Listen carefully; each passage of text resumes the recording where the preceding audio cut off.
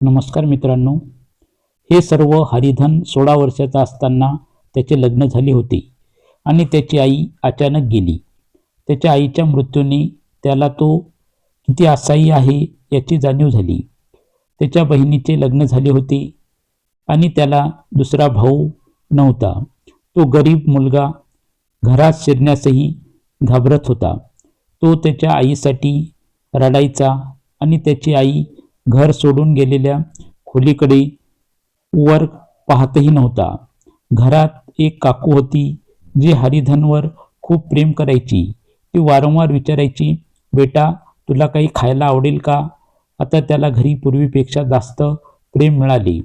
त्याला जास्त अन्न आणि खर्च करण्यासाठी पैसे मिळाले.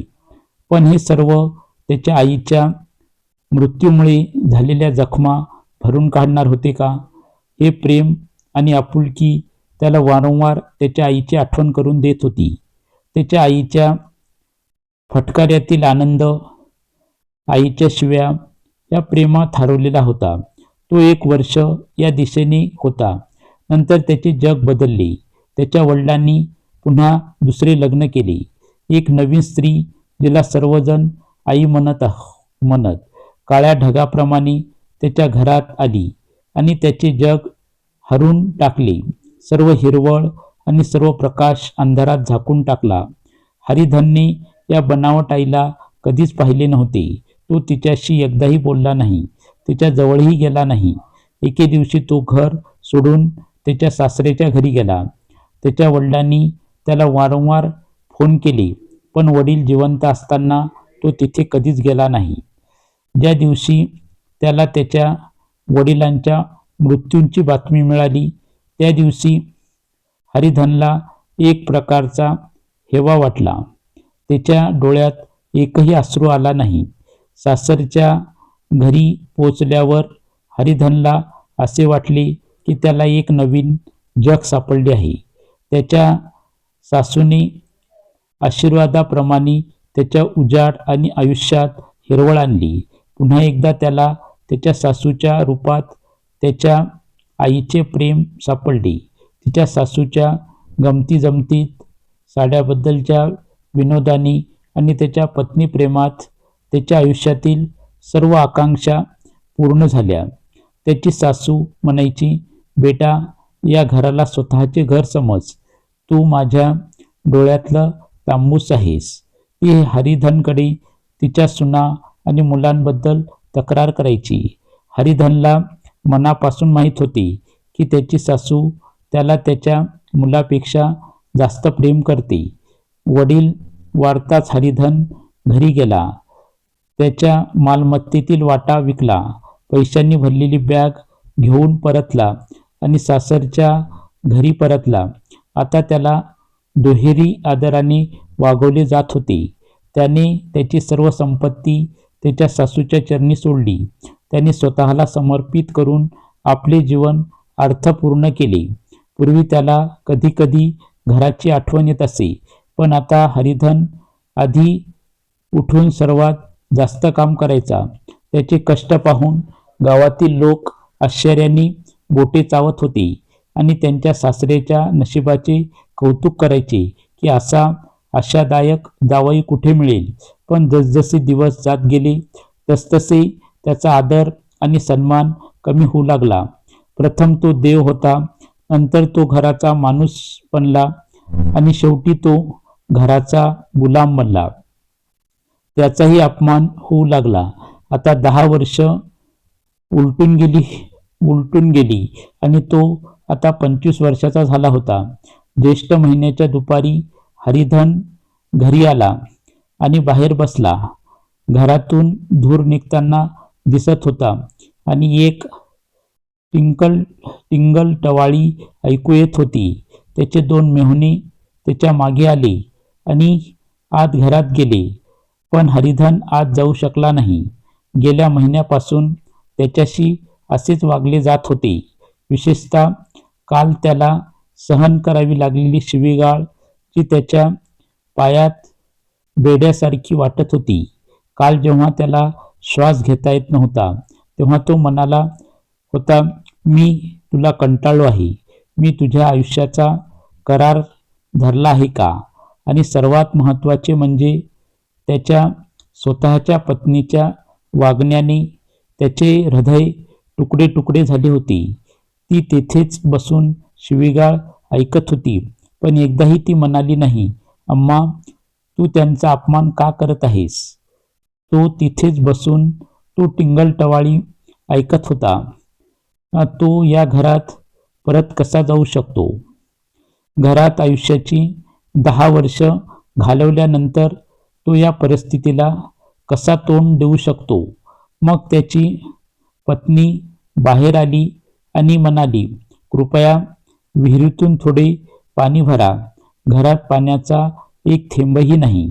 हरिधनने घागर घेतली आणि आणली आणि त्याला खूप भूक लागली होती. त्याला वाटले की ती त्याला जेवायला बोलवेल, पण त्याची पत्नी घागर घेऊन आत गेली आणि काहीच बोलली नाही. थकलेल्या आणि अस्वस्थ हरिधन तिथेच पडला होता. तेव्हा त्याची पत्नी गुमानीने त्याला पुन्हा उठवले. ती म्हणाली, काय झालं? मी तुला पाणी आणून दिलं आहे. तुला अजून काय हवं आहे? गुमानी कडवटपणे ओरडली, मी तुला जेवायला बोलावले आहे. हरिधनने पाहिले की त्याचे दोन्ही मेहुणे जेवून निघून जात आहेत. त्याचे हृदय जळत होते. आता परिस्थिती अशी आली आहे की मी या लोकांसोबत जेवूही शकत नाही. मी त्यांच्या उरलेल्या प्लेट्स चाटणार आहे. मी त्यांचा कुत्रा आहे का, ज्याला खाल्ल्यानंतर भाकरीचा तुकडा टाकला जातो? हे हे ते घर आहे जिथे 10 वर्षापूर्वी माझा खूप आदर केला जात असे. सगळे माझ्या समोर गुलामासारखे राहत होते. माझी सासू इथे राहत होती. माझी सासू ज्योतीसारखी राहत होती. तेव्हा माझ्याकडे पैसे होते. आता मी त्यांना द्यायला काही नाही. हवे मी माझी सर्व मालमत्ता या लोकांवर वाया घालवली आहे. तो म्हणाला, मला भूक नाही. मी आज जेवणार नाही. घुमानी म्हणाली, जर तू जेवला नाहीस तर माझ्या पोटात जाणार नाही. आणि त्याला राग अश्रूमध्ये बदलला. तो विचार करू लागला की ही माझी बायको आहे जिच्यासाठी मी घर सोडले. ते मला मूर्ख बनवून बाहेर काढू इच्छितात. मी आता कुठे जाऊ आणि काय? त्याची सासू आली आणि म्हणाली की तू जेवत का नाहीस? तू कोण आहेस येथे? तुझा राग सहन करायला कोणाला वेळ नाही. तू जे देतोस ते मला देऊ नकोस. आणखीन काय करणार? माझ्या मुलीचे लग्न झाले आहे. मी तुला तुझ्या आयुष्याचा ठेका घेतलेला नाही. हरिधन दुःखाने म्हणाला, हो, ही माझी चूक होती की मी हे विचारले. आता माझ्यासोबत असे झाले आहे की तू माझ्या आयुष्याचा ठेका कशाला घेशील? जेव्हा माझ्याकडे पैसे होते तेव्हा सर्व काही उपलब्ध होते. आता मी गरीब आहे, मग तू का विचारशील? म्हातारी सासूही उदास चेहऱ्याने आत गेली. हरिधन तिथे भुकेला आणि तहानलेला होता. काळजी मला जळत होती. इथे घरात सासू आणि दोन्ही वहिनी बोलत होत्या. गुमानीही तिथे होती. मीना घुमानीही त्यांच्याशी सहमत होत राहिली. म्हणूनच ती म्हणाली की आपण समान असले पाहिजेत. त्यांना हे समजत नाही की कोणीही आयुष्यभर करार घेतलेला नाही. 10 वर्ष झाली असावेत. आता त्यांना काय म्हणायचे? मला माहीत नाही की ती राणी होती. हरिधनही बाहेर पडला होता आणि आतून जळत होता. दोन्ही भाऊ बाहेर आले आणि मोठा भाऊ म्हणाला, भाऊ उठा, दुपार झाली आहे. किती वेळ झोपून राहणार आहात? संपूर्ण शेत तिथेच पडले आहे. हरिधन पटकन उठून बसला आणि मोठ्या आवाजात म्हणाला, तुम्ही लोक मला मूर्ख समजत आहात का? दोन्ही भाऊ स्तब्ध झाले. ज्या माणसाने कधीही तोंड उघडले नव्हते, तो नेहमीच गुलामासारखे हात बांधून उपस्थित होता, तो अचानक इतका अहंकारी कसा झाला हे त्यांना धक्का देण्यासाठी पुरेसे होते. हरिधनने पाहिले की ते दोघेही संतापले होते, म्हणून तो त्याच पद्धतीने म्हणाला, मलाही डोळे आहेत, मी आंधळा नाही, मी बहिरा नाही, मी कष्ट करतो. शिवाय मी तुम्हाला कुत्र्यासारखे वागवीन अशी घरे कुठेतरी असतील. मोठा भाऊही रागावला, तुम्हाला येथे कोणी बांधले आहे का? आता हरी निशब्द झाला. त्याने काही विचार केला नाही. मग हरिधन डोळे उघडून म्हणाला, मी तुमच्यापेक्षा कमी काम करतो का? मोठा भाऊ म्हणाला, हे कोण म्हणतो?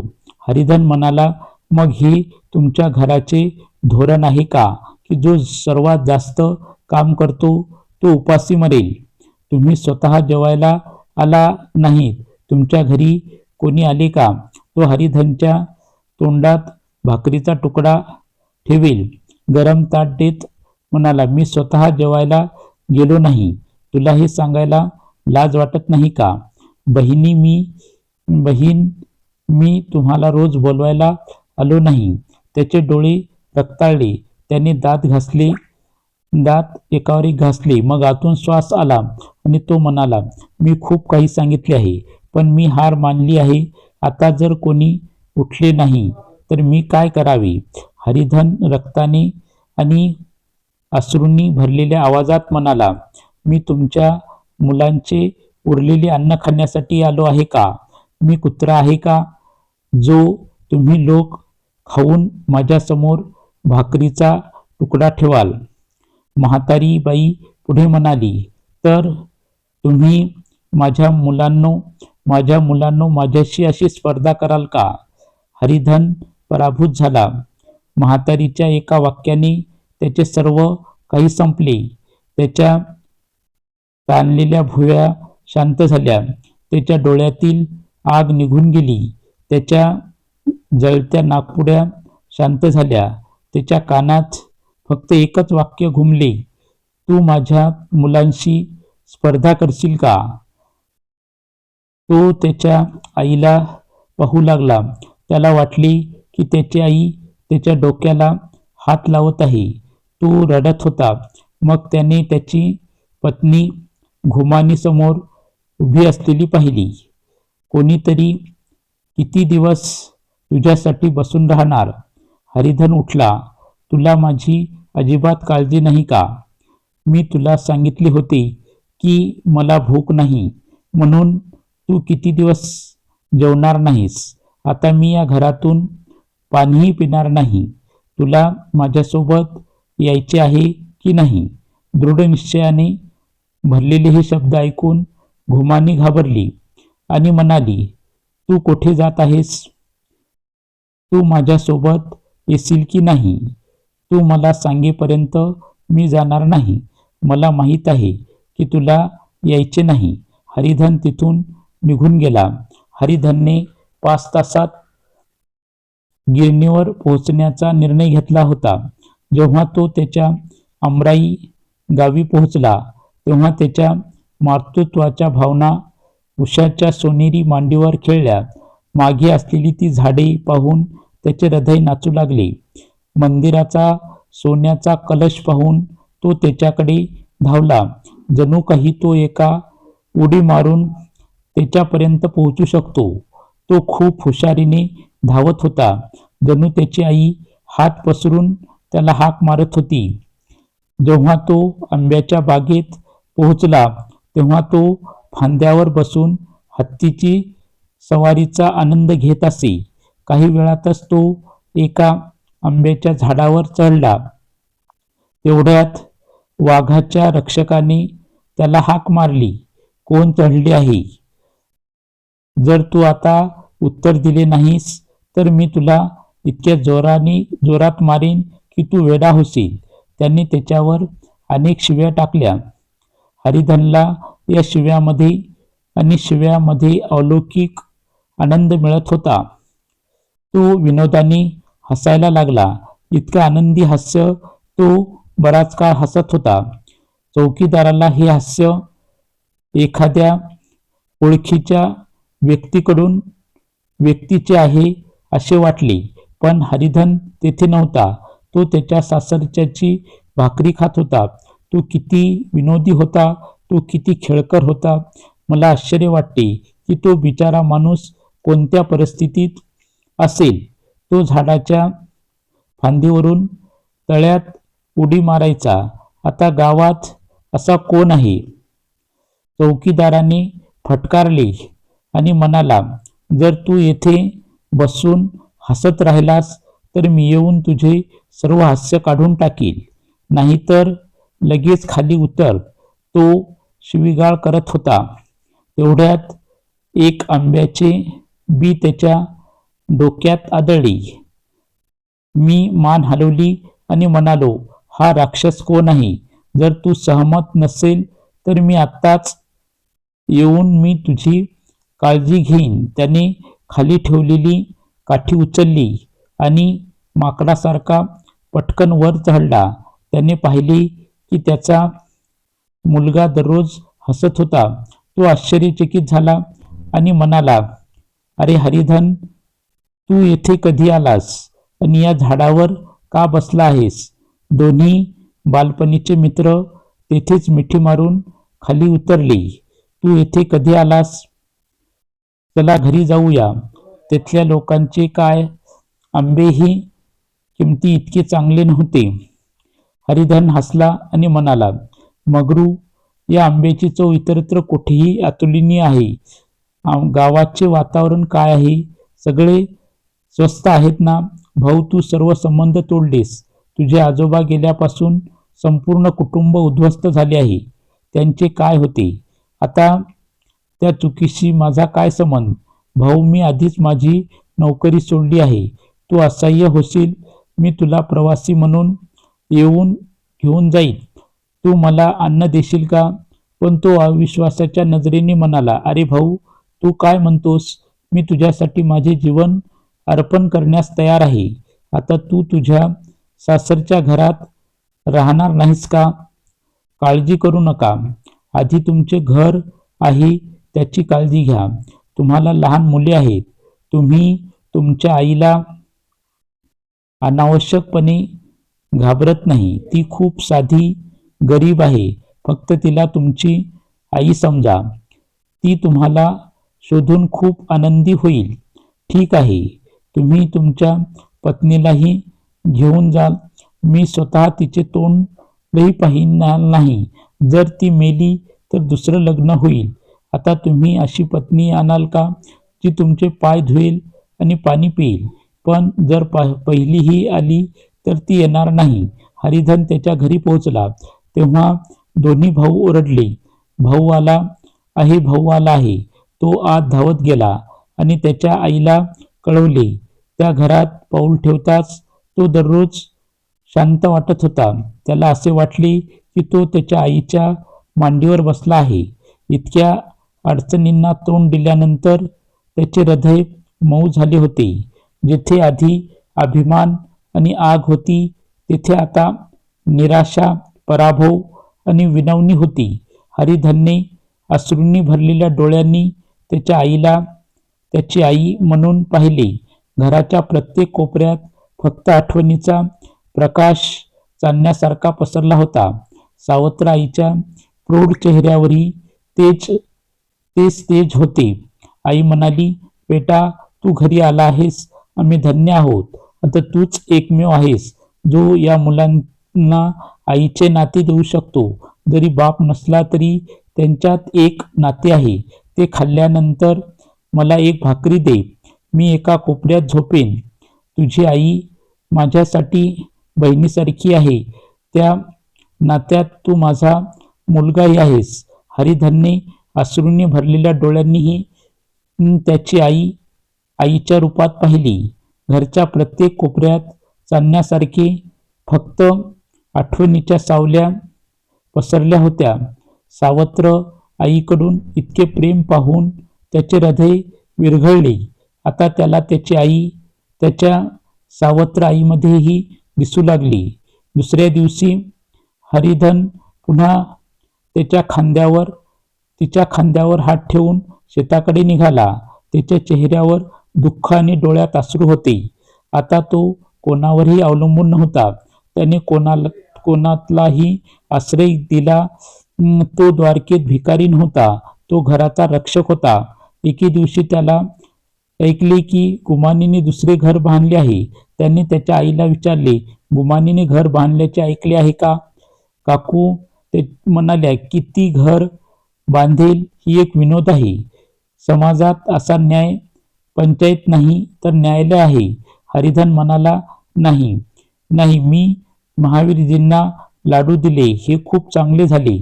मला भीती वाटत होती की तुम्ही पुन्हा मला त्रास द्याल. देवाने माझी विनंती ऐकली.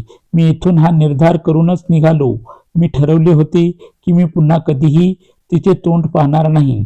आता हरिधन त्याच्या जुन्या घरात राहू लागला, जिथे त्याने त्याचे संपूर्ण आयुष्य घालवले होते. त्याने आता त्या 2 लहान मुलांना वाढवले. आता त्याचे मन पूर्णपणे शांत झाले होते. हा व्हिडिओ तयार करताना, बोलताना माझ्याकडून काही चूक झालेली असेल तर मी आपल्या सर्वांची माफी मागतो. जर तुम्हाला ही कथा आवडली असेल तर कृपया माझ्या चॅनलला लाईक करा, शेअर करा आणि नवीन असाल तर चॅनलला सबस्क्राईब करा. कमेंटमध्ये हर हर महादेव लिहा. धन्यवाद. नमस्कार. जय हिंद. जय महाराष्ट्र. जय भारत.